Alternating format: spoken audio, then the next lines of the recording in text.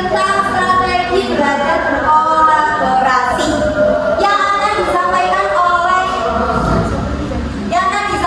oleh kelompok C.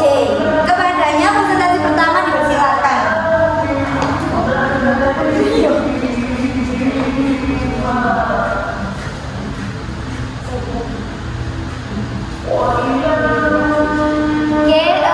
Pertama yakni pengertian kolaborasi.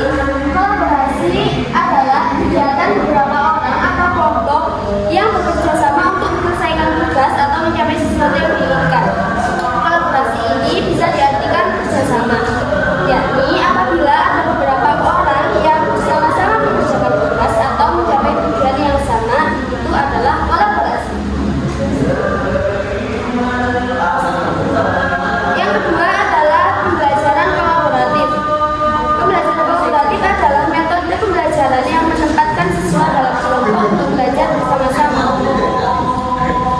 Yakni cara belajar di mana siswa dibagi menjadi kelompok dan belajar bersama. Di sini mereka akan saling bertukar ide, saling bantu dan sama-sama berusaha agar satu sama lain memahami materi yang didiskusikan. Pemateri selanjutnya akan disampaikan oleh Guru. Kepadanya dapat diberi waktu dan tempat, dipersilakan. Ya, saya akan menjelaskan contoh kolaboratif. Yang pertama, tim pair share. Tim pair share berpikir, berpasangan atau berbagi. Seperti namanya di sini, siswa berpasang-pasangan untuk menjawab pertanyaan atau memecahkan suatu masalah. Kita memberi masalah kepada siswa, lalu meminta siswa untuk memikirkan solusi secara mandiri. Setelah itu meminta siswa berpasangan dan bertukar ide. Dan yang terakhir, menyuruh siswa untuk memilih ide terbaik untuk dibagikan di depan kelas. Yang kedua, peer tutoring atau tutor sebaya. Di sini kita menerapkan prinsip dengan mengajar, kita juga belajar. Bentuknya yaitu pasangan siswa saling menjelaskan sebuah konsep atau mengoreksi kesalahpahaman temannya. Yang ketiga, jigsaw. Jigsaw, siswa saling berbagi pengetahuan tentang materi yang telah dipelajari bersama teman-teman kelompoknya.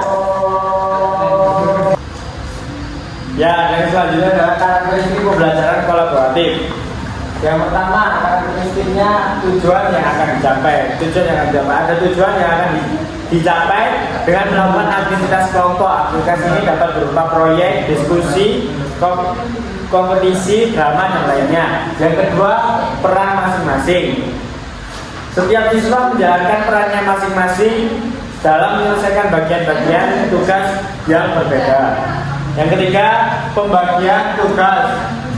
Adanya pembagian tugas berdasarkan pengalaman, kecakapan, atau minat siswa. Yang keempat, interaksi.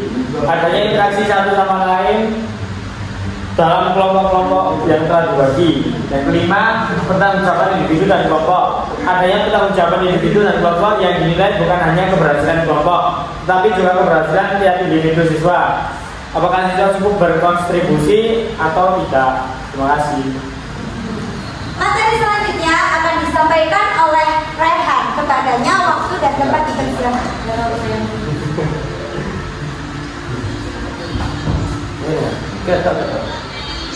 Manfaat pembelajaran kolaboratif. Yang pertama, belajar dengan aktif. Siswa tidak hanya diam tapi juga aktif berpikir, bertanya, dan berdiskusi. Yang kedua, mengakomodasi ragam cara belajar.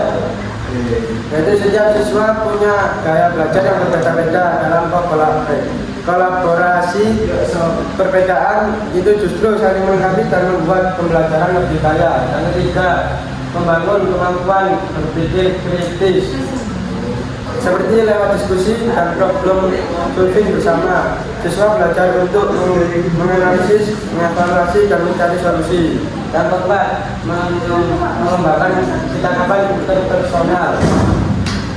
Karena harus berinteraksi dan bekerjasama, siswa jadi lebih baik dalam berkomunikasi, mendengarkan orang lain, dan menghargai pendapat teman.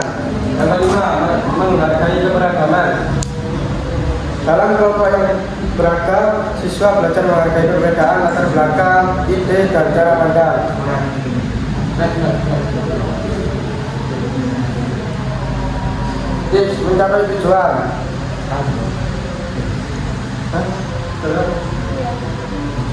Yang pertama, pertimbangkan ukuran kelompok.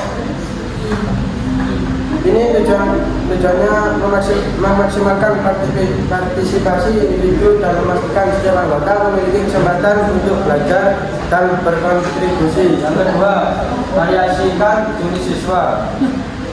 Membentuk kelompok dengan siswa yang beragam, misalnya tingkat kemampuan dan belajar, minat dan latar belakang dapat memperkaya pengalaman. Yang ketiga, jelaskan skema penilaian dan aturan.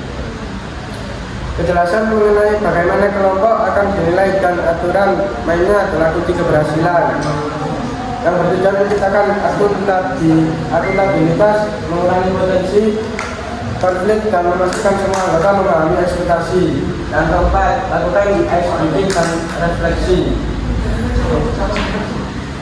Aktivitas awal yang ringan dan menyenangkan untuk membantu anggota kelompok merasa nyaman satu sama lain, mengurangi ketanggungan dan membangun koneksi awal. Contohnya bisa berupa permainan singkat atau perkenalan diri yang unik.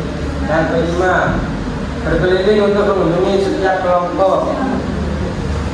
Sebagai fasilitator atau guru, Anda perlu aktif memonitor dan memberikan dukungan kepada setiap kelompok. Yang bertujuan memastikan kelompok tetap pada jalur, mengatasi hambatan dan mendapatkan dukungan yang diberikan.